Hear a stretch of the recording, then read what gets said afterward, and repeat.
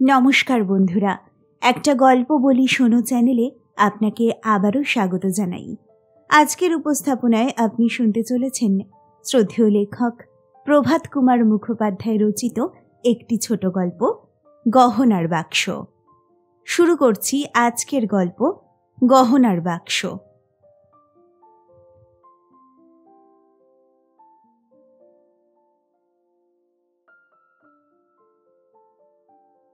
ছিন্ন পুরাতন কালো সার্জের চাপকানের উপরে পাকানো দড়ির মতো চাদর ঝুলাইয়া একজন প্রাপ্তবয়স্ক ভদ্রলোক শীত সন্ধ্যার অনতিপূর্বে আলিপুর হইতে খিদিরপুরের রাস্তা ধরিয়া চলিয়াছেন।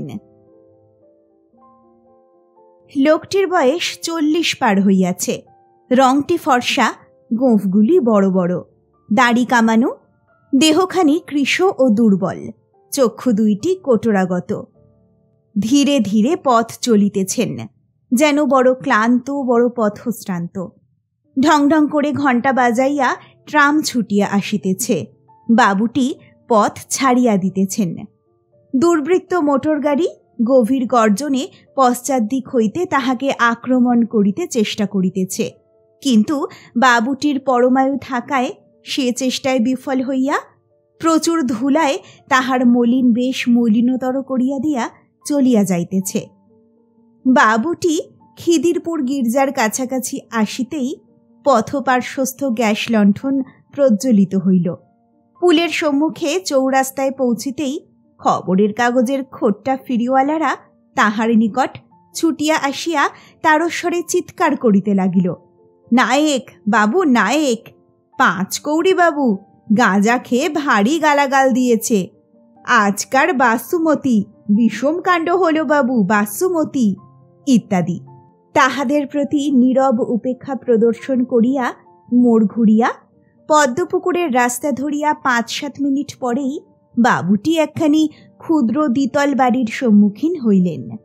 দ্বারপার্শ্বে জীর্ণ বিবর্ণ কাষ্ঠফলকে লিখিত রহিয়াছে, শ্রী সতীশচন্দ্র বসু, MA BA, উকিল, জজ কোর্ট, আলিপুর। হ্যাঁ, ইনি সতীশচন্দ্র বসু, এবং আকার প্রকার দেখিলে হঠাৎ বিশ্বাস হওয়া কঠিন হইলেও ইনি কলিকাতা বিশ্ববিদ্যালয়ের MA BL উপাধিধারী। আজ দীর্ঘ 50 বর্ষ আলিপুরে ওকালতি করিতেছেন। তথাপি 6টি মাত্র পয়সা বাঁচাইবার জন্যে ট্রামে না আসিয়া সারাদিন আদালতে হত্যা দিয়া ক্ষুদায় তৃষ্ণায় কাতর হইয়াও এই 1.5 মাইল পথ পদব্রজেই আসিতেছেন এবং নিত্য আসিয়া থাকেন। 6টি পয়সা অর্ধশের চাউলের দাম। 2 বেলা তাহাতে একজনের আহার হয়। জমিলে মাসান্তে একজোড়া বস্ত্র কেনা চলে। 6টি পয়সা সতীশবাবুর কাছে ফেলিয়া দেবার জিনিস নহে। ঝি আসিয়া দ্বার খুলিয়া দিল। প্রবেশ করিয়াই 2 পাশে 2টি বৈঠকখানা। একটি সতীশবাবুর আপিস, অপরটি তাহার পুত্র বিমল কুমারের পরিবার ঘর। বন্ধুবান্ধব আসিয়া আতিথ্য গ্রহণ করিলে এই ঘরে শয়নের ব্যবস্থাও আছে। ভিতরে প্রবেশ করিয়া ক্ষুদ্র একটি প্রাঙ্গণ, তাহার 3 পাশে বারান্দা। একটি বারান্দার কোণে সিঁড়ি, তাহার মুখে একটি কেরোসিনের ঢিবরি জ্বলিতেছে। সতীশবাবু সিঁড়ি দিয়া উঠিয়া শয়ন ঘরে প্রবেশ করিলেন। একটি ক্ষুদ্র টেবিলের উপরে বহি কাগজ ছড়ানো, মাঝখানে একটি ল্যাম্প জ্বলিতেছে। সমস্তটা কাঠের একখানি চেয়ার তাহার সম্মুখে। রামটহল, রামটহল বলিয়া সতীশবাবু ভৃত্যকে ডাকিলেন, কিন্তু সাড়া পাইলেন না। চেয়ারে বসিয়া জুতার ফিতা খুলিতে আরম্ভ করিতেছিলেন, এমন সময় তাহার পত্নী সরমা আসিয়া প্রবেশ করিলেন। বর্তমান যুগের ব্যক্তি স্বাতন্ত্র্যবাদ ও নারী অধিকার তত্ত্বে সম্পূর্ণ অনভিজ্ঞা থাকায় সরমা স্বামীর জুতা খুলিয়া লইলেন, চটি জুতা পরাইয়া দিলেন। সতীশ তখন উঠিয়া চাপকানের পকেট হইতে অদ্যকার উপার্জন 4টি টাকা বাহির করিয়া স্ত্রীর হস্তে দিয়া চাপকান, কামিজ ও গেঞ্জি একে একে পরিত্যাগ করিলেন। সরমা টাকা 4টি টেবিলের উপরে রাখিয়া স্বামী পরিত্যক্ত বস্ত্রগুলি আলনায় ঝুলাইয়া তাহার ধুতিখানি আনিয়া দিলেন। 4টি টাকা বাক্সে বন্ধ করিতে করিতে বলিলেন, তুমি হাত মুখ ধুয়ে ফেলো, আমি জলখাবার নিয়ে আসি। সতীশ বলিলেন, মনোরমা কোথায়? মনোরমা তাহার কন্যার নাম। রান্নাঘরে রুটি বেলছে। বিমল গড়ের মাঠে খেলা দেখতে গেছে, এখনো ফেরেনি। দেওয়াল ঘড়ির পানে চাহিয়া সতীশ দেখিলেন প্রায় 6টা।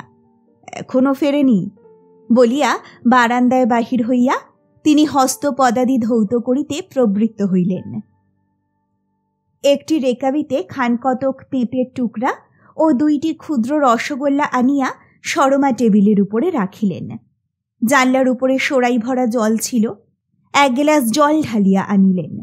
জলযোগ করিতে করিতে সতীশবাবু জিজ্ঞাসা করিলেন, আজকের সারাদিনের খবর কি বলো? সরমা বলিলেন, আজ সেই ঘটকি এসেছিল, একটি পাত্রের সন্ধান দিয়ে গেল। কিরকম পাত্র? ছেলে বিয়ে পড়ছে, বাপ মুঙ্গেরের সাবজজ, নামটাম সব লিখে দিয়ে গেছে বলিয়া সরমা আঁচল হইতে খুলিয়া 1 টুকরা কাগজ স্বামীর হস্তে দিলেন।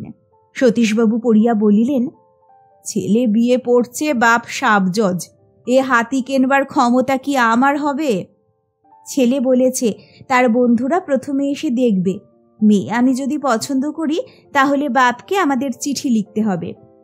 সতীশবাবু কিঞ্চিত ভাবিয়া ধীরে ধীরে মাথা নাড়িয়া বলিলেন, আচ্ছা, মেয়ে দেখুক এসে, আমার মনোরমাকে অপছন্দ বোধহয় হবে না।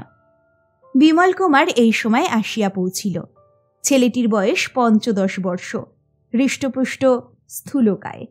ফুটবল ম্যাচে কোন পক্ষ কিরূপ নিপুণতার সহিত বিপক্ষকে গোল দিয়াছে তাহারই বিবরণ উচ্ছ্বসিত স্বরে পিতার নিকটে সে ব্যক্ত করিতে লাগিল। মনোরমাও রান্নাঘর হইতে বাহির হইয়া ময়দা হাত ধুইয়া ফেলিয়া আসিয়া দাঁড়াইল। হাসি মুখে বিস্ফারিত নেত্রে দাদার গল্প শুনিতে লাগিল। মেয়েটি সুন্দরী, ইহাকে দেখিয়া যে বড় অপছন্দ করিবে, ডানা কাটা পরিভিন্ন আর কেহই তাহার কৌমার্য ঘুচাইতে পারিবে না। 1/2 ঘণ্টা পরে দেখা গেল পাশের ঘরে মেঝের উপরে শতরঞ্চের মধ্যভাগে সতীশবাবু বসিয়া গড়গড়ায় ধূমপান করিতেছেন। তাহার একদিকে বিমল, অপরদিকে মনোরমা বসিয়া নিজ নিজ পাঠ অভ্যাসে নিযুক্ত। সতীশবাবু প্রতিদিন 2 ঘণ্টা কাল এই রূপে পুত্রকন্যা 2টিকে পড়াইয়া থাকেন।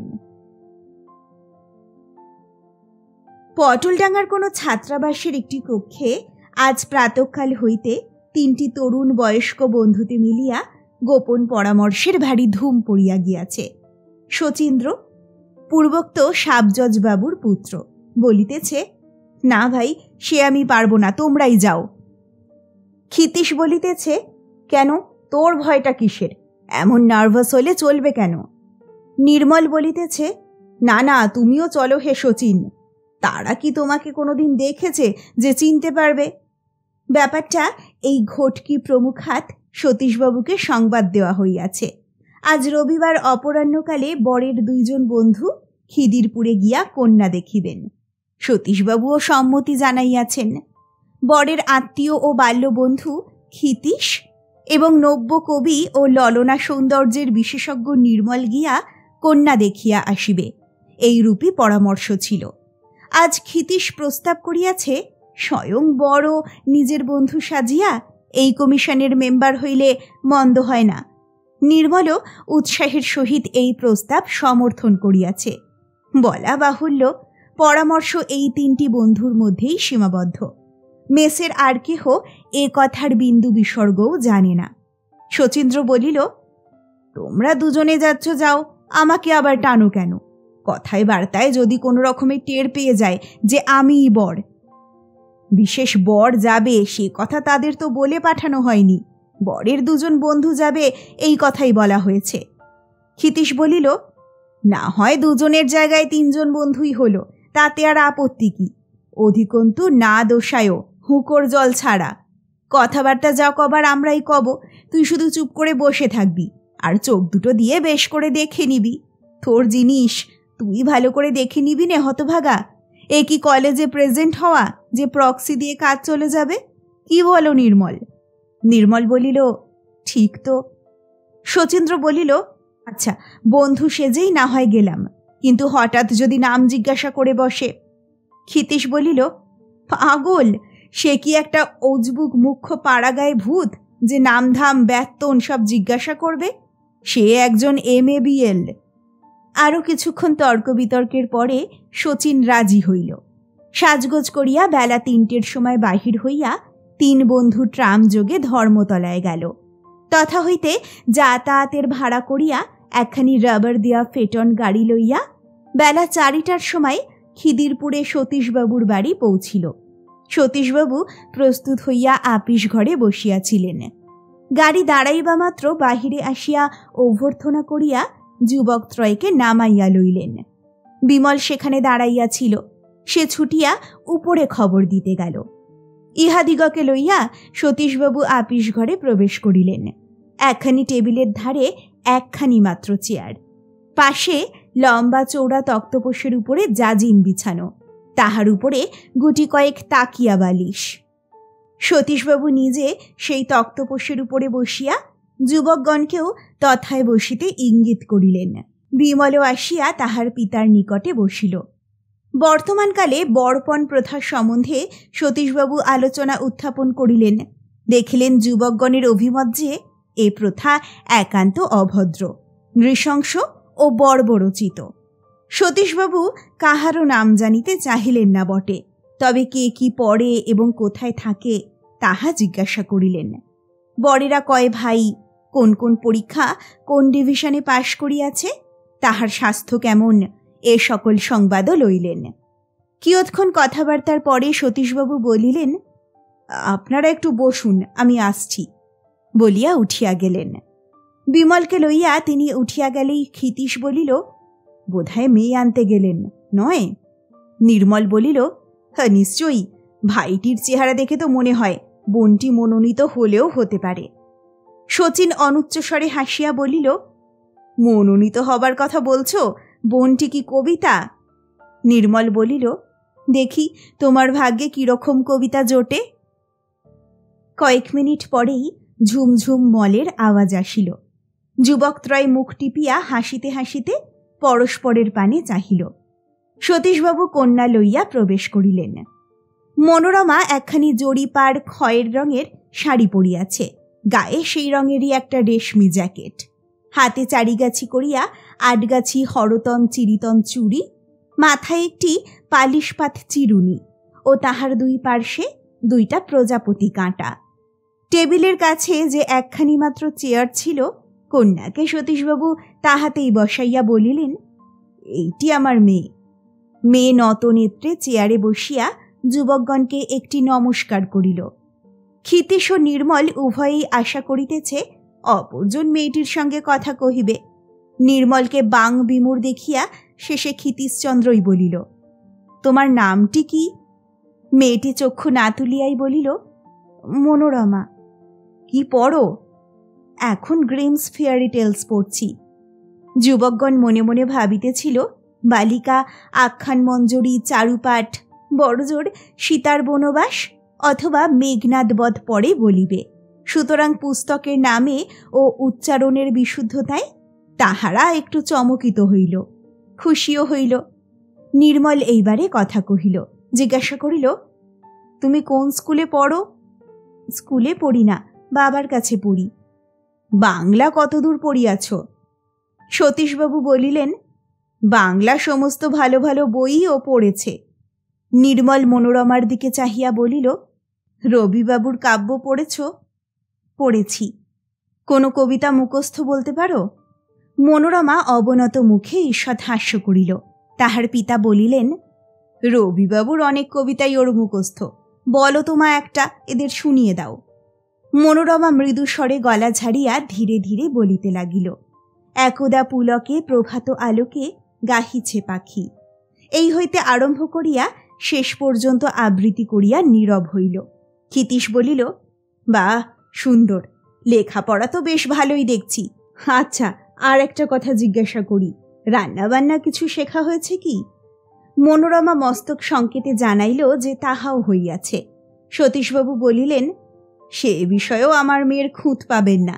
ঘরের কাজকর্ম, রান্নাবান্না সবই মা আমার শিখে নিয়েছেন। 2 দিন বামুন পালালে বাজারের খাবার আনতে হবে না। মোটামুটি ভাত ডাল তরকারি রেঁধে বাড়ির সবাইকে খাইয়ে দিতে পারবেন। ক্ষিতীশ বলিল, বেশ বেশ, এইটি শুনে সবচেয়ে খুশি হলাম সতীশবাবু। নির্মল, তুমি রাগ করো না ভাই। রবি ঠাকুরের কবিতা আবৃত্তি করতে পারার চেয়ে অসময়ে বাড়ির লোকের উপবাস নিবারণ করতে পারা অল্প বাহাদুরি নয়।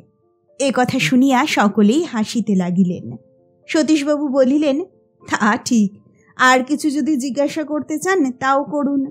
ক্ষিতীশ বলিল, না, আর কিছু জিজ্ঞাসা করতে হবে না।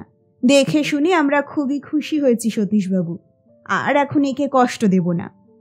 আচ্ছা, একটু বসুন তবে, বলিয়া সতীশবাবু কন্যা লইয়া অন্তঃপুরে প্রবেশ করিলেন। সতীশবাবু অদৃশ্য হইবা মাত্র ক্ষিতীশ শচীনকে এক ঠেলা দিয়া বলিল, কিরে, পছন্দ হলো? শচীন বলিল, তোমাদের কি মত তাই আগে শুনি। ক্ষিতীশ বলিল, আমার তো ভালোই লাগলো। নির্মল ওষ্ঠ কুঞ্চিত করিয়া বলিল, মেয়েটি সুন্দরী, তবে পরী বলা যায় না। শচীন বলিল, আমার বেশ লাগলো, পরী ফরিতে আমার দরকার নেই ভাই। ক্ষিতীশ হাসিয়া বলিল, কিরে, সত্যি বলছিস? শচীন বলিল, খুব সত্যি। নির্মল, তুমি কোনো গোলমাল তুলো না ভাই, একেই আমি বিয়ে করব। নির্মল বলিল, পরী না হোক, মেয়েটি সুন্দরী এ কথা তো আগেই বলেছি। রংটি একেবারে গোলাপ ফুলের মতো নয় বটে, কিন্তু সে আর বাঙালির ঘরে কোথা পাবে?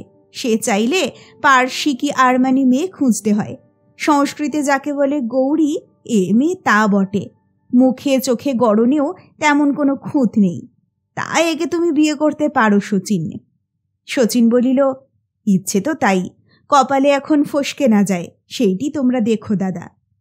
সরমা স্বামীকে দেখিবা মাত্র জিজ্ঞাসা করিলেন, কি বুঝলে, পছন্দ হলো? কি কি সব জিজ্ঞাসা করলে? সতীশবাবু হাসিয়া বলিলেন, খুবই জেরা করেছে, যেন এক একটি কৌশলী বসে গেছেন। কেবল একটি ছেলে ছিল নিতান্ত ভালো মানুষ, আর দুটো জ্যেষ্ঠ তাতো। পছন্দ তো হয়েছে বলেই বোধ হলো। জলটল খাবার ঠিক আছে তো?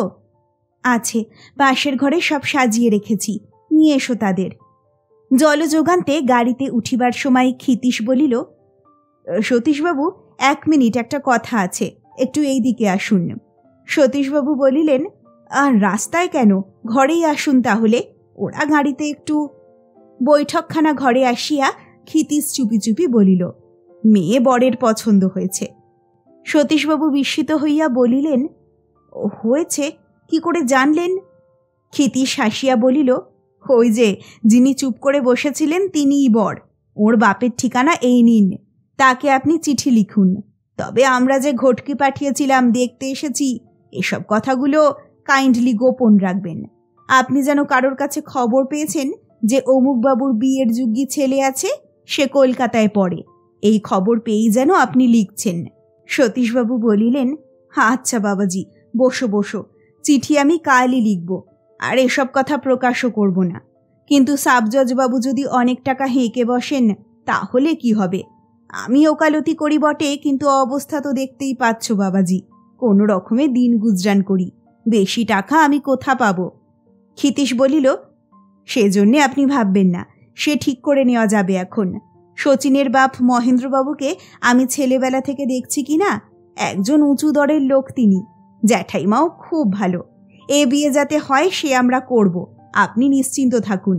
আপনার কাছে আর গোপন করে কি হবে, আপনার মেয়েকে আমাদের শচীনের ভারী পছন্দ হয়েছে। আচ্ছা, কালই আমি চিঠি লিখব, বলিয়া সতীশবাবু বাহিরে আসিয়া ক্ষিতীশকে গাড়িতে তুলিয়া দিলেন।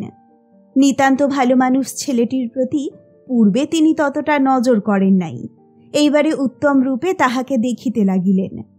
সতীশবাবুর তীক্ষ্ণ দৃষ্টি নিজের প্রতি স্থাপিত জানিয়া বিব্রত হইয়া শচীন্দ্র মাথা হেঁট করিল। কালব্যয় না করিয়া সেই রাত্রেই সতীশবাবু বরের পিতাকে পত্র লিখিতে বসিলেন। শচীনকে তাহারও ভারী পছন্দ হইয়াছে। ছেলেটি যেমন শান্তশিষ্ট, দেখিতেও তেমনি সুশ্রী স্বাস্থ্যবান। সরমা বলিতে লাগিলেন, এমন পাত্রটি মনোর ভাগ্যে কি হবে? চতুর্থ দিনে মুঙ্গের হইতে পত্রোত্তর আসিল। সাবজজ মহেন্দ্র ঘোষ মহাশয় লিখিয়াছেন, এই মাঘ মাসেই শচীন বাবা জীবনের বিবাহ দেওয়া আমার সহধর্মিনীর বিশেষ ইচ্ছা, কারণ আগামী বৎসর বাবা জীবনের এক্সামিনের তাড়া আছে এবং এক্সামিন শেষ হইলে তাহার জোড়া বৎসর পড়িবে। কিন্তু প্রথমে মেয়েটি দেখা আবশ্যক। দুই একজন বন্ধু সমবিবাহারে গিয়া আপনার কন্যাটিকে দেখিয়া আসিবার জন্যে বাবা জীবনকে অদ্য পত্র লিখিলাম। মেয়েটি যদি পছন্দ হয় এবং অন্যান্য বিষয়ও যদি মনোপুত হয়, তবে মাঘ মাসেই বিবাহ হইতে পারিবে। পত্র পড়িয়া সরমা হাসিয়া বলিলেন, বাবা জীবন যে রামনা হতেই রামায়ণ সেরে বসে আছেন, তাহা তো কর্তার খবর নেই। অন্যান্য বিষয়টা কি? সতীশ একটা দীর্ঘ নিঃশ্বাস ফেলিয়া বলিলেন, হই অন্যান্য বিষয় নিয়েই তো যত গোল, ওর মানে দরে যদি পটে, এই আর কি। পত্র লিখিয়া রবিবারে শচীন ও ক্ষিতীশকে সতীশবাবু নিমন্ত্রণ করিয়া পাঠাইলেন। তাহারা আসিলে চিঠি দেখাইলেন। ক্ষিতীশ বলিল, মেয়েটিকে তাহলে আর একবার দেখান, দেখে এইখানে বসেই চিঠি লিখে দিচ্ছি। সতীশবাবু অন্দরে গেলেন। গৃহিণী আপত্তি করিতে লাগিলেন, এই স্নান করেছে, এখনো চুল শুকায়নি, বাঁধা হয়নি, এখন দেখাবো কি করে? সতীশ ফিরিয়া আসিয়া ইহাদিগকে বলিলেন, তোমরা খাওয়া দাওয়া করে একটু বিশ্রাম করে নাও, ও বেলা দেখো এখন। ক্ষিতীশ বলিল, আগে সে কি হয়, 1 ঘন্টার বেশি তো আমরা থাকতে পারবো না, কেন এখন দেখাতে বাধা কি? সতীশবাবু গাঁইগুঁই করিয়া অবশেষে বাধা কি তাহা প্রকাশ করিলেন। শুনিয়া ক্ষিতীশ হাসিয়া উঠিল, বলিল, নাই বা চুল বাঁধা হলো, তাতে হয়েছে কি? হাহা, চুল খোলা দেখলামই বা, আপনিও যেমন। ওসব ফর্মালিটি আমরা মানি টানিনে, নিয়ে আসুন, জাস্ট অ্যাজ সি ইজ। আসল কথা কি জানেন সতীশবাবু? জ্যাঠামশাইকে যে এই চিঠি লিখব, আসিলাম দেখিলাম, এই কথাগুলো যাতে মিথ্যে না হয়ে যায়। সতীশবাবু মনে মনে বলিলেন, জ্যেষ্ঠ তাতো। প্রকাশ্যে বলিলেন, আচ্ছা বসুন, নিয়ে আসি। সতীশবাবু যাইবা মাত্র ক্ষিতীশ তাহার বন্ধুকে ঠেলিয়া বলিল, আর একবার দেখবার জন্য তো মরছিলি দম ফেটে, কেমন ফাঁকি দিয়ে দেখিয়ে দিচ্ছি তোকে, দে হতভাগা, সন্দেশ খাইয়ে দে। মেয়ে দেখা হইল। আহারের পরে সেইখানে বসিয়াই ক্ষিতীশ মুঙ্গেরে পত্র লিখিয়া বন্ধুসহ বিদায় গ্রহণ করিল। চতুর্থ দিনে আবার মুঙ্গের হইতে পত্র আসিল। সাবজজবাবু লিখিয়াছেন, মেয়ে পছন্দ হইয়াছে, এখন অন্যান্য বিষয়ে স্থির হওয়া আবশ্যক। সতীশবাবু যদি আগামী শনিবার লুপ মেলে রওনা হইয়া মুঙ্গেরে একবার পদধূলি দেন, তবে রবিবার সেসব কথা আলোচনা করিয়া ওই দিনই বৈকালের ট্রেনে তথা হইতে আবার তিনি ফিরিতে পারিবেন। মনে মনে দুর্গানাম জপ করিতে করিতে সতীশবাবু মুঙ্গের যাত্রা করিলেন। সোমবার প্রাতে সতীশবাবু যখন মুঙ্গের হইতে বাড়ি ফিরিলেন, তখন তাহার মুখ শুষ্ক, চক্ষু বসিয়া গিয়াছে, এবং তাহা কেবল গাড়ির কষ্টের জন্য হয় নাই। অনেক কাকুতি মিনতি এবং কষা মাজা করিয়া দর দাঁড়াইয়াছে। অলঙ্কার ও বরাভরণ প্রভৃতি 2000 টাকার এবং 501 টাকা নগদ। নিজেদের খরচের জন্যেও অন্তত 500 টাকা ধরিয়া রাখিতে হয়, সুতরাং একুনে 3000। সরমা শুনিয়া বলিলেন, তা আজকালের বাজারে এর কমে অমন ঘর বর আর কোথায় পাওয়া যাবে? তুমি কি বলে এলে? সতীশবাবু বলিলেন, বলেছি বাড়ি গিয়ে পরামর্শ করে যেমন হয় আপনাকে জানাবো। তিনি বললেন, বেশি দেরি করবেন না, আরও 2-1 জায়গায় কথাবার্তা হচ্ছে, মাঘ মাসেই শুভকর্মটি শেষ করতে চাই। 2-3 দিন ধরিয়া স্বামী স্ত্রীর মধ্যে অনেক পরামর্শ হইল। সরমার পিতা মৃত্যুকালে তাহাকে 500 টাকার একখানি কোম্পানির কাগজ দিয়াছিলেন, সেখানে আছে। অলঙ্কার যাহা আছে তাহা বেচিলে 1000 টাকা হইতে পারে, বাকি থাকে 1000 টাকা। তা এত বন্ধু বান্ধব রহিয়াছে, 1000 খানিক টাকা ঋণ সংগ্রহ কি অসম্ভব হইবে? সতীশ বলিলেন, এতদিনে একখানি গহনা তোমাকে দিতে পারলাম না, যা 2-4 খানা আছে তাও বেচে ফেলবে। সরমা বলিলেন, তা হোক, তুমি বেঁচে থাকলে আমার অনেক গহনা হবে। আমার 5টা নয় 7টা নয়, ওই একটা মেয়ে, মনের মতন পাত্রটি যদি পাওয়াই গেল, তবে তাকে হাতছাড়া করে কাজ নেই। তুমি চিঠি লিখে দাও যে ওইতেই আমরা রাজি। এদিকে টাকার চেষ্টায় থাকো, মাঘ মাসে বিয়ে, এখনো তো দেরি আছে। সতীশবাবু সেই রূপে পত্র লিখিয়া দিলেন। মহেন্দ্রবাবু উত্তর দিলেন, সম্মুখে বড়দিনের ছুটি, সেই ছুটির সহিত যোগ করিয়া তিনি আরও 1 মাস ছুটির জন্য আবেদন করিয়াছেন। সপরিবারে তিনি কলিকাতায় পৌঁছলে বিবাহের দিন স্থির পাকা দেখা প্রভৃতি হইবে। বাড়ি ভাড়া করিবার জন্য পুত্রকে পত্র লিখিলেন। কয়েকদিন ধরিয়া বন্ধুবান্ধবের নিকট হাঁটাহাঁটি করিয়া মাত্র 200 টাকা ঋণ সংগ্রহ হইল। এখনো বিস্তর বাকি।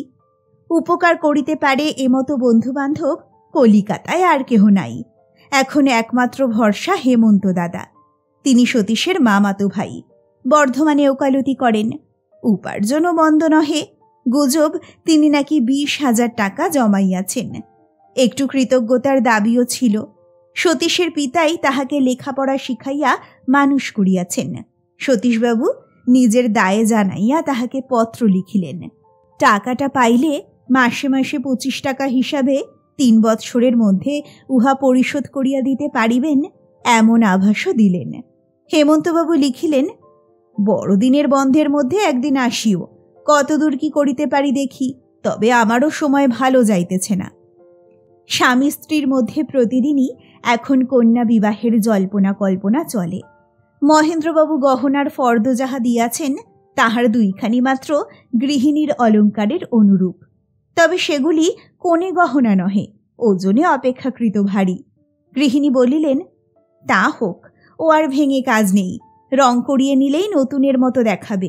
2 ভরি বেশি আছে, তা থাকুক, পরকে তো দিচ্ছি নে, নিজের মেয়ে জামাইকেই তো দিচ্ছি, বাকিগুলি ভাঙিতে হইবে। শ্যাকরা বলিয়াছে বিবাহের দিন 15 আগে পাইলেই সময় মতো সে সমস্ত ঠিক করিয়া দিতে পারিবে। দেশ হইতে আত্মীয় স্বজনের মধ্যে কাহাকে কাহাকে আনিতে হইবে সে পরামর্শও চলিতেছে। দেখিতে দেখিতে বড়দিনের ছুটি আসিয়া পড়িল। ক্ষিতিশীতি মধ্যে একদিন আসিয়াছিল। সে বলিল, জ্যাঠামশাইয়ের আদেশ অনুসারে 2 মাসের জন্য বউবাজারে তাহার জন্য বাড়ি ভাড়া করা হইয়াছে। যেদিন কাছারি বন্ধ হইল তাহার পরদিনই সতীশবাবু অর্থ সংগ্রহ করিতে বর্ধমান যাত্রা করিলেন। গিয়া দেখিলেন হেমন্ত দাদার মনটা কিছুটা ভার ভার। জিজ্ঞাসা করিলেন, দাদা, আমার টাকাটা ঠিক আছে তো? হেমন্তবাবু বলিলেন, ঠিক আর আছে কই, আমার হাতে তো নেই, থাকলে কোনো কথাই ছিল না। রোজগারপত্রও বড় মন্দা পড়ে গেছে। বছর বছর খরচ যেমন বাড়ছে, আয়ও তেমনি তেমনি কমছে। কাজকর্ম ভয়ানক ডাল, তার উপর আবার উকিলের সংখ্যা বর্ধমানে এত বর্ধমান যে রাস্তায় একটা লাঠি মারলে 3টে উকিল মরে যায়। রাস্তায় বেরিয়ে দেখো, উকিল থাকে না এমন 10খানা বাড়ি উপরি উপরি পাবে না। একধার থেকে তক্তা ঝুলছে, শ্রী অমুক চন্দ্র অমুক, উকিল জজ কোর্ট। মফস্বল বাড়ের সেদিন আর নেই রে ভাই। এখন পেট চলা দুষ্কর, তার উপরে গাড়ি ঘোড়া কিনে আরও বিপন্ন হয়েছি। আমি গিয়ে দেখো গে, বড় বড় নামজাদা সব উকিল বার লাইব্রেরিতে বসে হাই তুলছেন আর গুরুক ফুঁকছেন। এই বক্তৃতা শুনিয়া সতীশচন্দ্রের বুক দমিয়া গেল। দাদা 20,000 টাকা জমাইয়াছেন এ কথা 2 বৎসর পূর্বে তিনি শুনিয়াছিলেন। সুতরাং টাকা নাই ইহা একটা অছিলা মাত্র। টাকা যথেষ্টই আছে। দাদার যদি দিবার ইচ্ছা না থাকে তবে সে স্বতন্ত্র কথা। একটি দীর্ঘ নিঃশ্বাস ফেলিয়া বলিলেন, তবে দাদা, আমার উপায় কি হবে? 12 বছরের মেয়ে গলায় বেঁধে আমি কি ডুবব? হেমন্ত বলিলেন, 2-1 বন্ধুকে বলে রেখেছি, টাকাটা তাদের কাছে ধার পেলেও পাওয়া যেতে পারে। কতকটা সেই ভরসাতেই তোমাকে আসতে বলেছিলাম। বৈকালে বেরোবো একবার, এখন বেলা হলো, স্নান টান করে ফেলো ভায়া। বেলা 3:30টার সময় গাড়ি জোতাইয়া হেমন্তবাবু বাহির হইলেন। যে সকল হাকিম ছুটিতে কোথাও যান নাই, বর্ধমানেই আছেন, তাহাদের বাসায় গিয়া নানা খোশ গল্প ও চাটুবাক্যে তাহাদিগের সন্তোষ বিধান করিয়া সন্ধ্যাকালে বাড়ি ফিরিলেন। সতীশ তীর্থের কাকের মতো আশায় বুক বাঁধিয়া অপেক্ষা করিতেছিলেন। হেমন্ত মুখখানি যতখানি পারা যায় বিষণ্ণ করিয়া মাথা নাড়িতে নাড়িতে বলিলেন, কোথাও সুবিধে হলো না। তারা বললে, হ্যাঁ আপনাকে বলেছিলাম বটে, কিন্তু বড়ই এখন টানাটানি, 2-4 মাস পরে বরং হতে পারে। চেষ্টা তো করলাম, কি করি বলো ভায়া? আমি বলি কি, কলকাতাতেই বরং আরেকবার চেষ্টা করে দেখো গে। রাত্রি 9টা 27 মিনিটের প্যাসেঞ্জারে সতীশবাবুর কলকাতায় ফেরার কথা। একটা দিন থাকিবার জন্য হেমন্তবাবু অনুরোধ করিলেন, কিন্তু সতীশবাবু তাহাতে সম্মত হইলেন না। আহারের জন্য আসনে বসিলেন মাত্র, খান 2 লুচি খাইয়াই তাহার ক্ষুধা ফুরাইয়া গেল। সতীশের পুত্রকন্যার জন্য হেমন্তবাবু 1 হাঁড়ি মিহিদানা আনাইয়া রাখিয়াছিলেন। তাহাই লইয়া 9টার পূর্বেই হেমন্তবাবুর গাড়িতে তিনি স্টেশনে রওয়ানা হইলেন। আকাশে মেঘ করিয়াছে, বাতাস বহিতেছে, শীতটাও আজ বেশ কনকনে। ট্রেন ছাড়িল। মধ্যম শ্রেণীর একখানি বেঞ্চির কোণে বসিয়া জুতা খুলিয়া পা তুলিয়া পায়ে শাল ঢাকা দিয়া সতীশবাবু চিন্তা করিতে লাগিলেন। বড় আশা করিয়াই তিনি হেমন্ত দাদার নিকট আসিয়াছিলেন। সেই আশা ভঙ্গ হওয়ায় তাহার বুকের ভিতরটা কেমন যেন করিতে লাগিল। মনোরমা জন্মিয়া অবধি তাহার সাধ ছিল একটি সুশিক্ষিত সচ্চরিত্র অবস্থাপন্ন পাত্রে তাহাকে অর্পণ করিবেন। সে সাধ আর পূর্ণ হইল না। এ বিবাহ ভাঙিয়া দিতে হইবে। 1000 টাকায় হয় এমন একটি পাত্রের সন্ধান করিতে হইবে। সে পাত্র যে কেমন হইবে তাহা মনোরমার অদৃষ্ট বিধাতাই জানেন। বাড়ি ফিরিলে এই বিফলতার সংবাদ যখন তাহার স্ত্রী শুনিবে, তখন তাহার মুখখানি কেমন হইয়া যাইবে ভাবিতে ভাবিতে সতীশবাবুর চোখের কোণে জল আসিল। সে যে সুপাত্রটির জন্য নিজের সর্বস্ব খোয়াইতেও প্রস্তুত হইয়াছিল, কিন্তু এমনই অদৃষ্টের বিড়ম্বনা, তাহাতেও কোনো ফল হইল না। নৈশ অন্ধকার ভেদ করিয়া ট্রেন ছুটিয়াছে। হাওড়ায় পৌঁছিতে রাত্রি 1:45। আরোহীগণ যাহারা শয়নের স্থান পাইয়াছে তাহারা ঘুমাইতেছে, বাকি লোকে বসিয়া বসিয়া ঢুলিতেছে। শীতের জন্য কামরার সমস্ত জানলাগুলি বন্ধ। কোনো একটা স্টেশনে সতীশবাবুর বেঞ্চিটা খালি হইয়া গেল। সুযোগ বুঝিয়া চামড়ার ব্যাগটি মাথায় দিয়া তিনি শুইয়া পড়িলেন। শুইয়া শুইয়া নিজের অবস্থা চিন্তা করিতে লাগিলেন। ক্রমে অল্পে অল্পে তাহার নিদ্রাকর্ষণ হইল। যখন ঘুম ভাঙিল তখন দেখিলেন গাড়ি হাওড়া স্টেশনে দাঁড়াইয়া আছে। অপর সকলে নামিয়া গিয়াছে। উঠিয়া ব্যাগ ও ছড়িটি হাতে করিয়া ধীরে ধীরে তিনি নামিলেন। সীতাভোগ ও মিহিদানার হাঁড়ি 2টা কুলির হাতে দিয়া প্ল্যাটফর্ম অতিক্রম করিয়া ঠিকা গাড়ি দাঁড়াইবার স্থানে গিয়া দেখিলেন 2খানি মাত্র গাড়ি দাঁড়াইয়া আছে। অনেক দরদস্তুরির পরে 1.5 টাকায় একখানি গাড়ি ভাড়া করিয়া গৃহাভিমুখে যাত্রা করিলেন। বাড়ি পৌঁছতে 2টা বাজিল। বৈঠকখানায় ভৃত্য রামটহল শুইয়া থাকে। ডাকাডাকিতে সে উঠিয়া দরজা খুলিয়া দিল। সতীশবাবু বলিলেন, গাড়ির মধ্যে 2টো হাঁড়ি আছে, আর ছড়িটা নিয়ে আয়, আর এই নে ভাড়া দিস। বলিয়া তিনি আপিস ঘরে প্রবেশ করিয়া বাতি জ্বালিলেন। কি প্রয়োজন ছিল? আপিস ঘরের কাজটুকু সারিয়া ব্যাগ হস্তে সতীশবাবু উপরে উঠিয়া গেলেন। নিজ শয়নকক্ষে প্রবেশ করিয়া দেখিলেন সরমা দাঁড়াইয়া আছে। টেবিলের উপরে আলো জ্বলিতেছে। সরমা জিজ্ঞাসা করিলেন, কি পেলে? সতীশ বিষাদের হাসি হাসিয়া বলিলেন, পেলাম ওই সীতাভোগ আর মিহিদানা। বলিয়া তিনি মেঝের উপরে রক্ষিত হাঁড়ি 2টি দেখাইয়া দিলেন। টাকা? টাকা পাইনি। সরমা হাসিয়া বলিলেন, যাও যাও, ঠাট্টা করতে হবে না। টাকা পেয়েছ, এই যে বাক্সতে টাকা, বলা হচ্ছে পাইনি। বলিয়া সরমা টেবিলের উপরে একটি বাক্স দেখাইলেন। সতীশ দেখিলেন সবুজ বনাতের ঘেরাটোপে ঢাকা একটা বৃহৎ ক্যাশ বাক্স। জিজ্ঞাসা করিলেন, এ কার বাক্স? সরমা বলিলেন, নাও নাও, রঙ্গরস রাখো। নিজে নিয়ে এলেন, আবার জিজ্ঞাসা করছেন কার বাক্স? সব টাকা পেয়েছ তো? সতীশ বাক্সটির ঘেরাটোপ মুক্ত করিয়া বলিলেন, আমি কখন এ বাক্স নিয়ে এলাম? পাগল নাকি? সরমা ইহাতে বিস্মিত হইলেন। বলিলেন, তুমি আনোনি? কি বলছো গো? এই তো এক্ষুনি রামটহল তোমার ছড়ি, হাঁড়ি 2টো আর এই বাক্স রেখে গেল। সতীশ বললেন, রামটহল এনে রেখে গেল? কোথায় পেলে সে? আমি এ বাক্স তো কখনো চোখেও দেখিনি। ডাকও দেখিনি রামটহলকে। আচ্ছা, আমিই ডাকছি।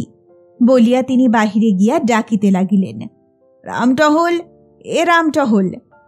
রামটহল আসিলে জিজ্ঞাসা করিলেন, গাড়ি থেকে তুই কি কি নামিয়েছিস রে? রামটহল বলিল, হাঁড়ি 2টো, ছড়ি আর এই বাক্স। নিচে হাঁড়ি 2টো ছিল, ওপরে ঘোড়ার দিকে সেই বসবার জায়গায় এই বাক্স ছিল। আমি তো লণ্ঠন নিয়ে বেশ করে ভিতরে দেখেছি বাবু, আর কিছু তো ছিল না।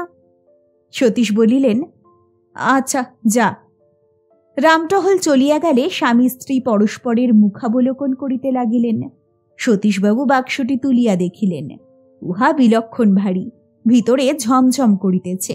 বলিলেন, এ নিশ্চয়ই কেউ ঘোড়ার গাড়িতে ফেলে গিয়েছিল, কোচম্যানও জানতে পারেনি। এখন উপায়? সরমা নির্বাক বিস্ময়ে একবার স্বামীর মুখপানে একবার বাক্স পানে চাহিতে লাগিলেন। সতীশ বলিলেন, কার বাক্স জানাই বা যাবে কি করে?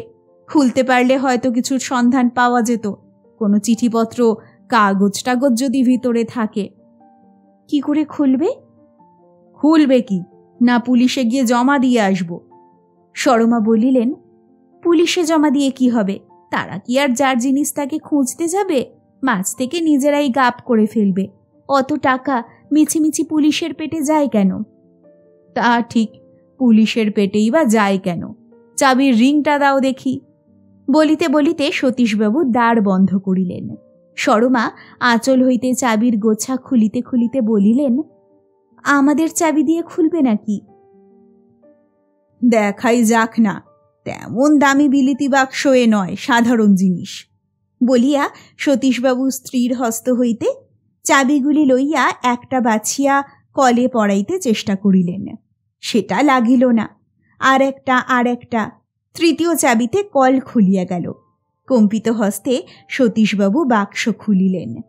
উপরের ডালায় কতকগুলো স্বর্ণালঙ্কার সেই ক্ষীণ বাতির আলোকেও ঝকমক করিয়া উঠিল। ডালাটি নামাইয়া দেখিলেন বাক্সের খোলাটিও নানাবিধ স্বর্ণাভরণে পরিপূর্ণ।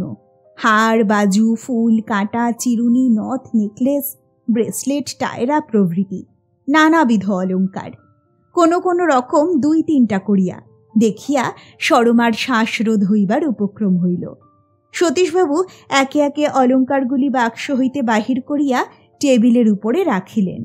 আতিপাতি করিয়া খুঁজিলেন, কোথাও প্রকৃত অধিকারীর নাম গন্ধও নেই। তখন তিনি বাম হস্তে কপাল টিপিয়া চেয়ারে বসিয়া পড়িলেন।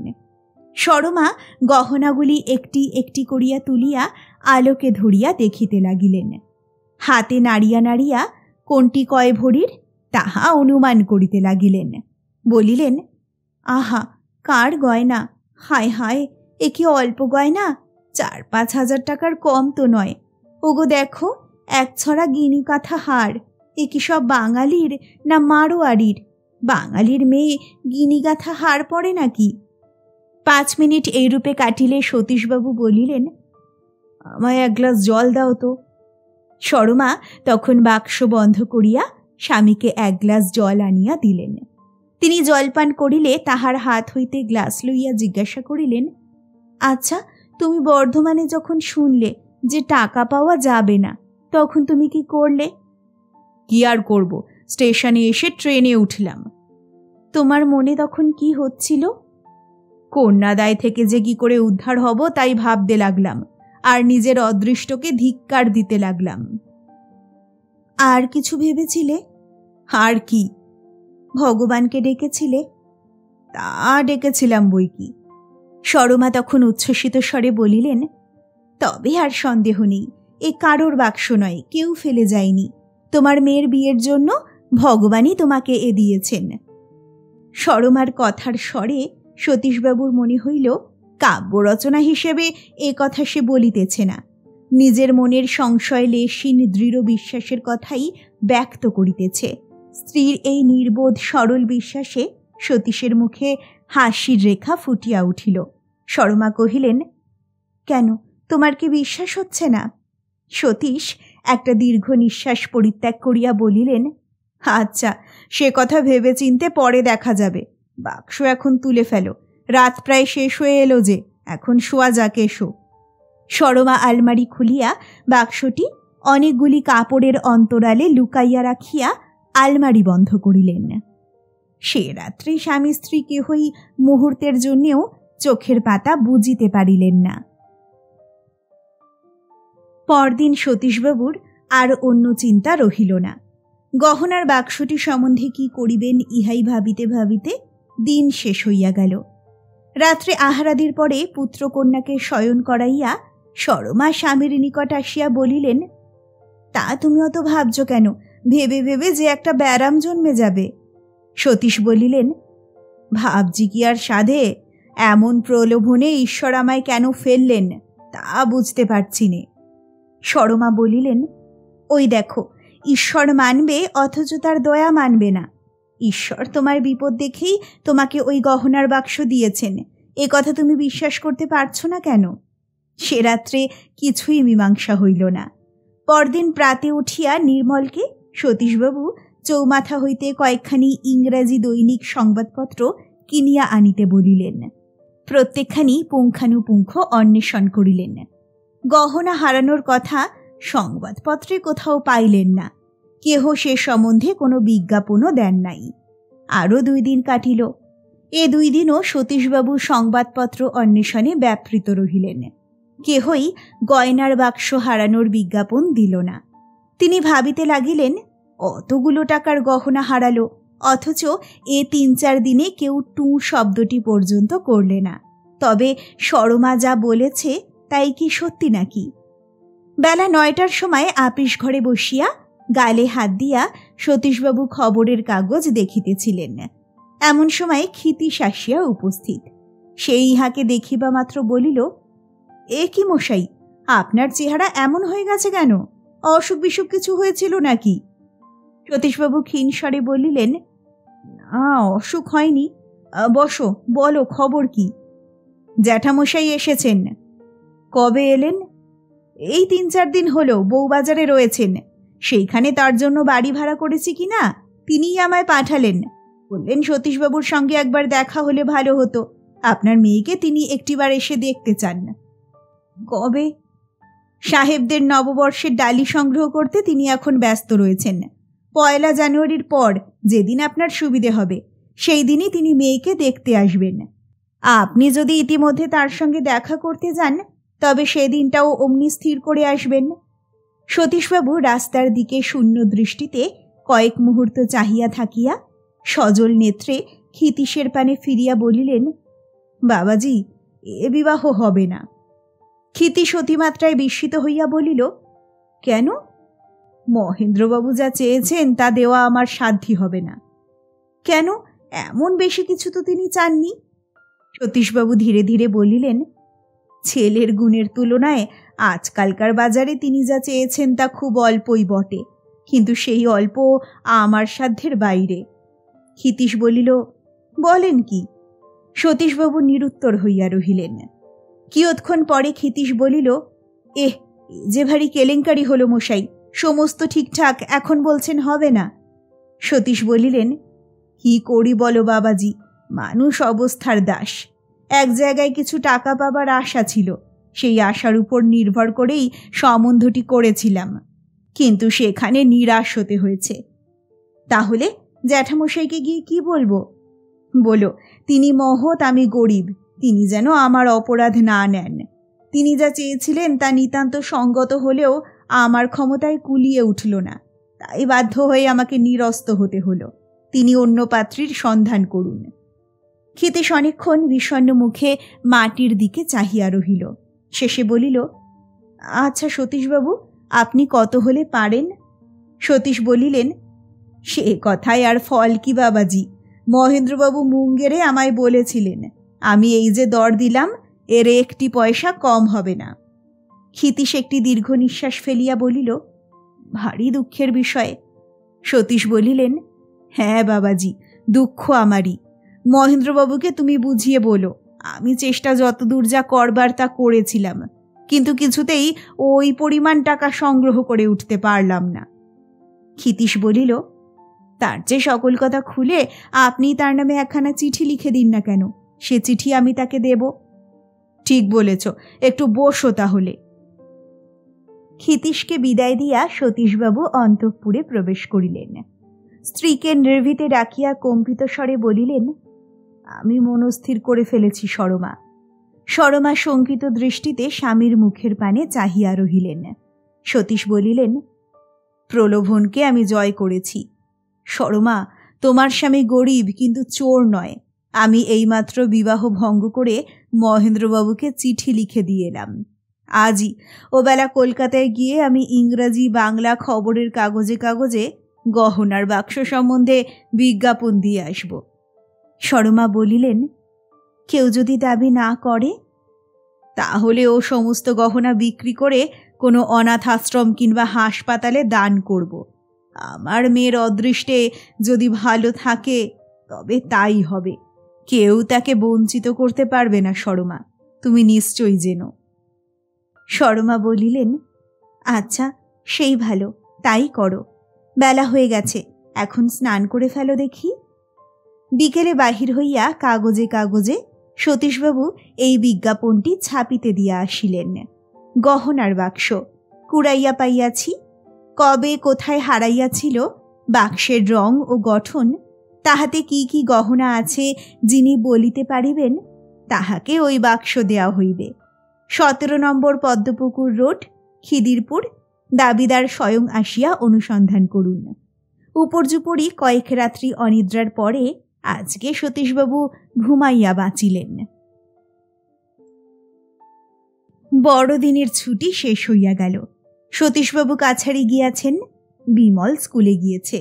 সরমা আহারের পরে ছাদে চুল শুকাইতেছেন এবং সুপুরি কাটিয়া কাটিয়া ডালাতে রাখিতেছেন। মনোরমা ঘরে বসিয়া কি পড়িতেছিল। সে ছুটিয়া আসিয়া মাকে বলিল, মা, আমাদের বাড়িতে কে এসেছেন? কোথারে? ওই যে সদরে গাড়ি দাঁড়িয়ে আছে, কোচম্যান বলছে এই তো 17 নম্বরের বাড়ি। একজন ঝি নেমেছে, রামটহলের সঙ্গে কিসব কথাবার্তা কইছে। বলিতে বলিতে নিম্ন হইতে অপরিচিত কণ্ঠস্বর শোনা গেল। ঝি বেশধারিণী এক স্ত্রীলোক সিঁড়ি দিয়া উঠিয়া আসিয়া সরমাকে দেখিয়া বলিল, আপনি কি এ বাড়ির গিন্নি? সরমা বলিলেন, হ্যাঁ, কেন গা, কোথা থেকে আসছো? আমরা কলকাতা থেকে আসছি গো, আমাদের গিন্নিমা আপনার সঙ্গে দেখা করবেন বলে এসেছেন। সরমা দাঁড়াইয়া উঠিলেন, বলিলেন, কোথায় তিনি? আসুন না। আচ্ছা মা, নিয়ে আসি বলিয়া ঝি সিঁড়ি দিয়া নামিয়া গেল। সরমা বলিলেন, মনো, যা তো মা, তোদের পড়ার ঘরের শতরঞ্চিতে চট করে পেতে ফেল। 1 মিনিট পরে অনুমান 44 বর্ষ বয়স্কা, সুবেশা কিন্তু প্রায় নিরাভরণা, স্থূলাঙ্গী কিন্তু সুন্দরী একটি মহিলা সিঁড়ি দিয়া উঠিয়া আসিলেন। সরমা অগ্রসর হইয়া বলিলেন, আসুন। মহিলাটি সেইখানে দাঁড়াইয়া হাঁফাইতে লাগিলেন। হাসিতে হাসিতে বলিলেন, হাসি কটাই বা সিঁড়ি, এই উঠতেই হাঁপিয়ে উঠেছি, শরীরে আর পদার্থ নেই, চলুন। বলিয়া তিনি সরমার পশ্চাৎ পশ্চাৎ আসিয়া কক্ষ মধ্যে প্রবেশ করিলেন। সরমা তাহাকে শতরঞ্চে বসাইয়া নিজে নিকটে বসিলেন। মহিলাটি তখনও হাঁফাইতেছেন। একটু সুস্থ হইয়া মনোরমার দিকে চাহিয়া বলিলেন, ওটি কে, তোমার মেয়ে? হই দেখো, তোমায় তুমি বলে ফেললাম। তা ফেললামই না হয়, কি বলো? তুমি তো দেখছি বয়সে আমার চেয়ে ছোটই হবে। তুমি বউ মানুষ, আমি গিন্নি বান্নি, তুমি বলায় কোনো দোষ আছে? সরমা হাসিয়া বলিলেন, না, কিচ্ছু না। তোমার কত বয়স হয়েছে, 30 না 28? 28? তাই হবে। আমার বোধ হয় 32 কি 33। আচ্ছা, এর বেশি বলে মনে হয় কি? আমার প্রথম ছেলে অবিনাশ যখন কোলে হলো তখন আমার বয়স 14। এই 14 পেরিয়ে সবে 15-এ পা দিয়েছি। সে ছেলে আমার আজ শেটের 24 বছরের। এই কার্তিক মাসে তার জন্ম মাস গেছে। গেল বছর তার বিয়ে দিয়েছি। বউটি ডাগর সাগর কিনা, এই ভাদ্র মাসে তার একটি ছেলেও হয়েছে। বলতে নেই, তোমাদের কল্যাণে ছেলেটি হয়েছে যেন রাজপুত্তুর, এখন বাঁচে তবেই। তা অবিনাশ যখন আমার কোলে, তখন যদি আমার বয়স 15 হয়, তবে দেখো না হিসেব করে আমার বয়স এখন কত? 32-33-এর বেশি কি হবে? হাসি চাপিয়া রাখা সরমার পক্ষে কষ্টকর হইতেছিল। যথাসাধ্য সংযম অবলম্বন করিয়া তিনি বলিলেন, না, এমনই কি বেশি। তা আপনি কোথা থেকে আসছেন? বলি, হ্যাঁ গা, তোমাদের পান বেশি সাজা আছে, থাকে তো দাও না দুটো, আমি বড্ড পান খাই। আমি তো কি পান খাই, আমার মেজো যা, সে বাঁকিপুরে থাকে, তার স্বামী মুনসব, সে যা পান খায়। আমার দেওর বলে কি, পান খেয়ে খেয়েই বউ আমায় ফেল করবে। এক ডিপে পান আমি সঙ্গে নিয়েছিলাম, তা গাড়িতেই ফুইরে গেল। অনেকটা পথ। এই যে পান এনেছো দেখছি। ও, এ যে অনেক। আচ্ছা, দুটো খাই। এই মরেছে, জর্দার কৌটোটা বুঝি গাড়িতেই ফেলে এলাম। জি, যা তোমা, ছুটে গিয়ে কৌটোটা নিয়ে আয় তো। এমনি বদ অভ্যেস হয়ে গেছে, জর্দা না হলে পান আবার মুখে রোচে না। তুমি জর্দা খাও? সরমা বলিল, না, কখনো তো খাইনি। আচ্ছা, আসুক আমার কৌটো, খেয়ে দেখো একটু। গয়া থেকে আমার স্বামী ফি মাসে ভিপি করে আনান। জর্দা টর্দা খাওয়া যদি কখনো অভ্যাস করো তো বলে রাখছি, গয়ার জর্দা আনিয়ে খেও। অমন জর্দা আর কোথাও পাবে না। লখনৌ খেয়েছি, কাশি খেয়েছি, আমার তো আর খেতে বাকি নেই কিছু, কিন্তু গয়ার তুল্য জর্দা খেলাম না আজ অবধি। কেউ কেউ বলে বটে যে লখনৌয়ের জর্দা খুব ভালো। শুনো না ওসব কথা, ছাই ছাই। গয়াতে 16 টাকা সের জর্দা পাওয়া যায়, তার কাছে লখনৌয়ের 80 টাকা সের দাঁড়াতে পারে না। এ কথা আদালতে গিয়ে জজের সামনে আমি বলতে পারি। গয়ার চামারিসার দোকান থেকে আনিও 16 টাকা সের, আমি তাই খাই। 32 টাকা সের আছে, 64 টাকা সের আছে। আমাদের হলো নিত্যি খাওয়া, রোজ রোজ কি অত দামের জর্দা খাওয়া পোষায়? 16 টাকাই খাই। এত হিসেব করে চলি, তবু আমার স্বামী আমায় বলেন উড়নচণ্ডী। তার মতো কেপ্পন না হলেই মানুষ বুঝি উড়নচণ্ডী হয়। আমাকে বেহিসেবি, উড়নচণ্ডী, কত কি বলেন। তা তিনি স্বামী গুরুজন, বলুন যা ইচ্ছে হয়। সেজন্য কে আর তার নামে মোকদ্দমা করতে যাচ্ছে? কি বলো ভাই? এই যে জি, এনেছিস, দে। বলিয়া কৌটো খুলিয়া কিঞ্চিত জর্দা আলগোছে মুখ গহ্বরে নিক্ষেপ করিলেন। তাম্বুল চর্বণ করিতে করিতে জিজ্ঞাসা করিলেন, তোমার স্বামী কোথায় কাজ করে? সরমা বলিলেন, আলিপুর আদালতে। কি কাজ করেন? নাজির না সেরেস্তাদার? না, নাজির সেরেস্তাদার নন, তাহলে তোমার গায়ে অনেক গয়না থাকতো। আমার স্বামী বলেন নাজির সেরেস্তাদাররা খুব বড় লোক। তিনি হাকিম কিনা। বলেন আমার পৈতৃক আমলের জোড়া 2 শাল আছে, নিমন্ত্রণ আমন্ত্রণ হলে তাই গায়ে দিয়ে যাই। কিন্তু আমার নাজির সেরেস্তাদাররা দেখি একদিন সবুজ শাল গায়ে দিয়ে আসে, একদিন নীল শাল, একদিন বাদামি, একদিন নেবু রঙের। তাদের বাপ পিতামহ কজোড়া শাল রেখে গেছে কে জানে। হ্যাঁ, কি বলছিলাম ভুলে গেলাম। তোমার স্বামী কি কাজ করেন বললে? উকিল। উকিল? ও, তা বেশ, উকিলি কাজও বেশ, ঢের পয়সা। আমি জানি কি না, আমার স্বামীর এজলাসে অনেক উকিল কাজ করে, আমাদের বাড়িতেও আসে। কারুর ফি 10, কারু 20, কারু 50, কারু 100। উকিলদের ঢের পয়সা। তবে প্রথম প্রথম একটু কষ্ট, একটু টানাটানি যায়। তোমার স্বামী বোধহয় এখনো তত পুরনো হননি, নয় ভাই? না। আপনি কোথায় থাকেন? কোথা থাকি সে ভাই অনেক কথা। জি, তুই যা তোমার নিচে গিয়ে বসগে, দৌড়টা ভেজিয়ে দাও বলি, কথাটা ভারী গোপনীয়। মনোরমা মার পানে চাহিল। সরমা বলিলেন, দৌড়টা টেনে দিয়ে তুমি ও ঘরে বসোগে মা। মনোরমা চলিয়া গেল। কক্ষ নির্জন হইবা মাত্র মহিলাটি নিম্নস্বরে বলিলেন, আমি যে কে, কোথায় থাকি, কি বৃত্তান্ত, সেসব তুমি কিছু জিজ্ঞেস করতে পারবে না ভাই, তা বলে রাখছি। কিন্তু কথাটা রটে গেলে ভয়ানক মুশকিল হবে। প্রায় অর্ধ মিনিট কাল নীরবে কি ভাবিয়া শেষে আঁচলের গিরো খুলিয়া তিনি এক টুকরো কাগজ বাহির করিলেন। কাগজখানি সরমার হাতে দিয়া বলিলেন, দেখো দেখি, এই বিজ্ঞাপন কি তোমরা দিয়েছ? সরমা পড়িয়া বলিলেন, হ্যাঁ, আমার স্বামী দিয়েছেন। বাক্স আছে তোমাদের ঘরে? আছে।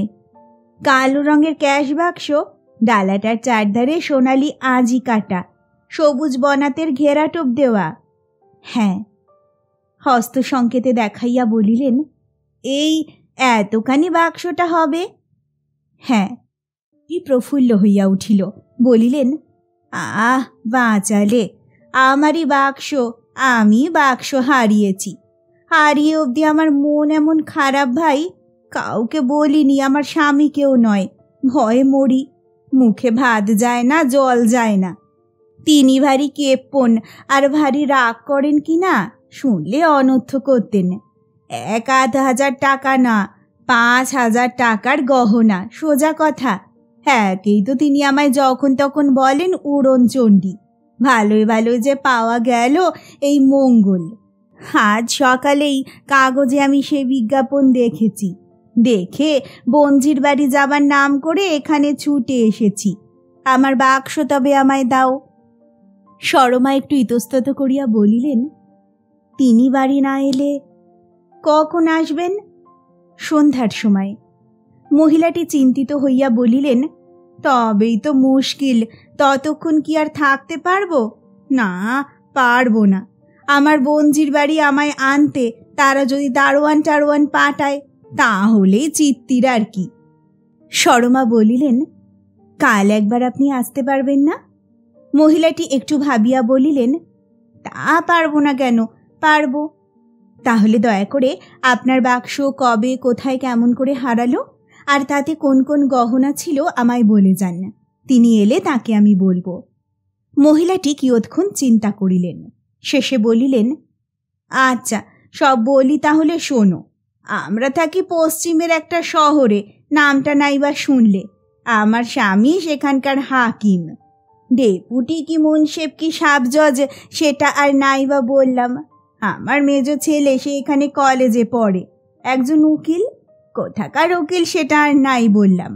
তার মেয়ের সঙ্গে আমার ছেলের বিয়ের সম্বন্ধ করেছিল।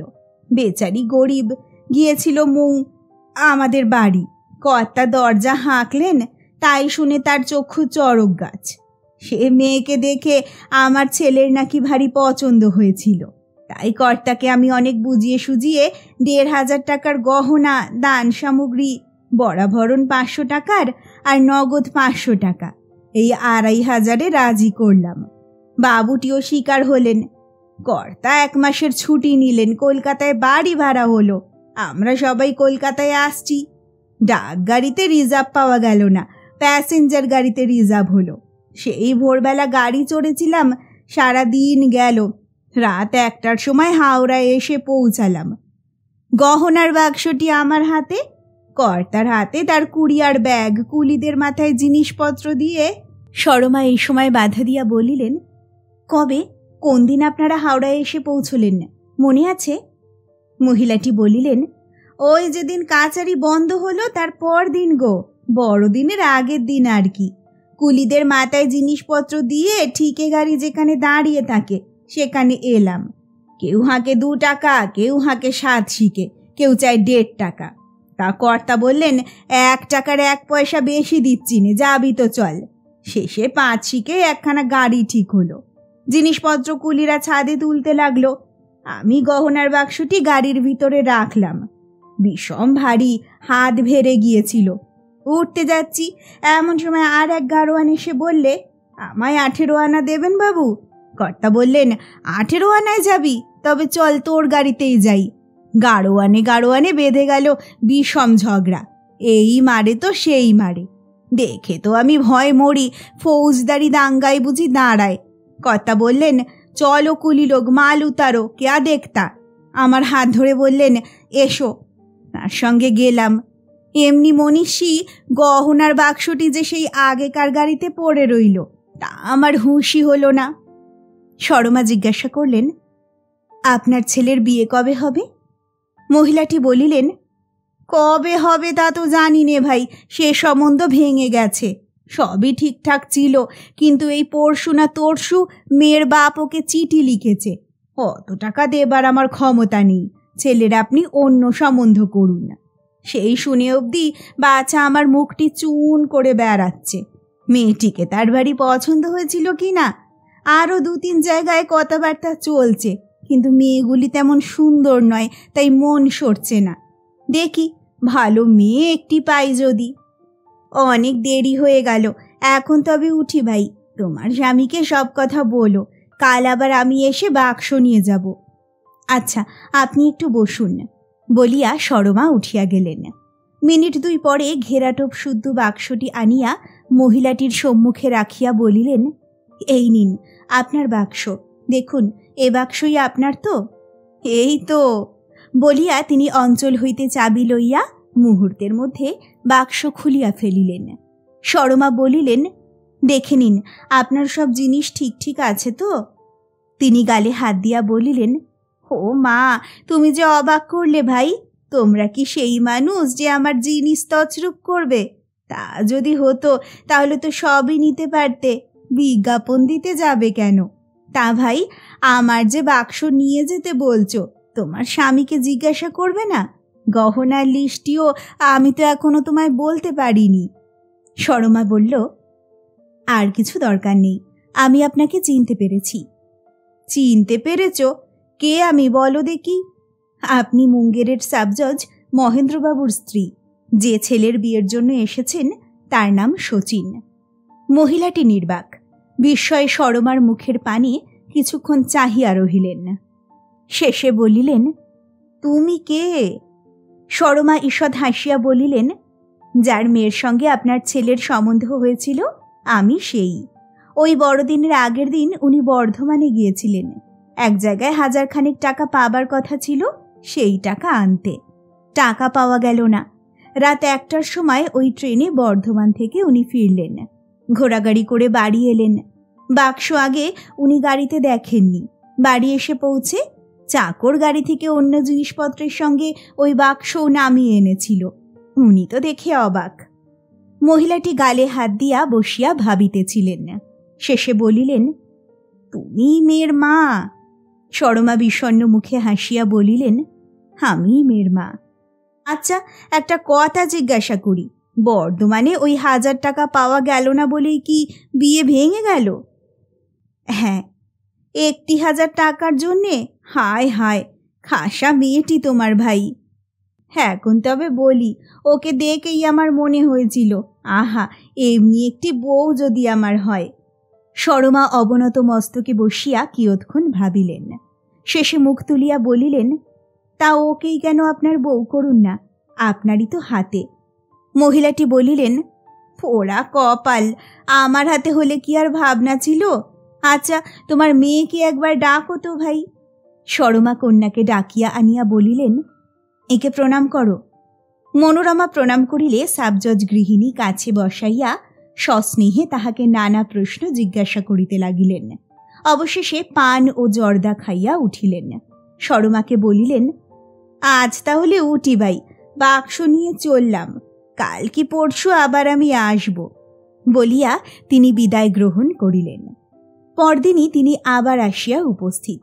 সিঁড়ি উঠিবার ক্লান্তি লাঘব হইলে সরমাকে নির্ভীতে ডাকিয়া চুপি চুপি বলিলেন, আমার স্বামীকে অনেক বলে কয়ে দেখলাম, তিনি একটি পয়সাও কমাতে চান না। এমন কেপ্পন দেখিনি ভাই। এ কি কম আফসোস যে 1000 টাকার জন্য এমন বউটি আমি হারাবো? তাই ও টাকাটা আমি সঙ্গে করেই এনেছি।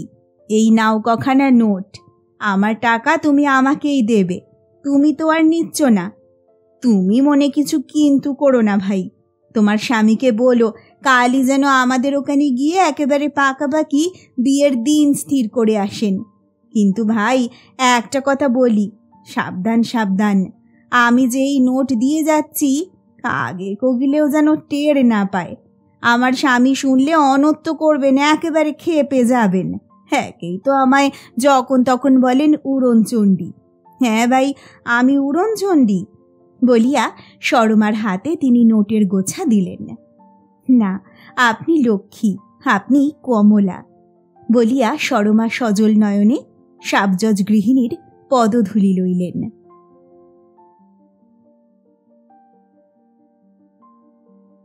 শেষ হল প্রভাত কুমার মুখোপাধ্যায়ের গল্প গহনার বাক্স।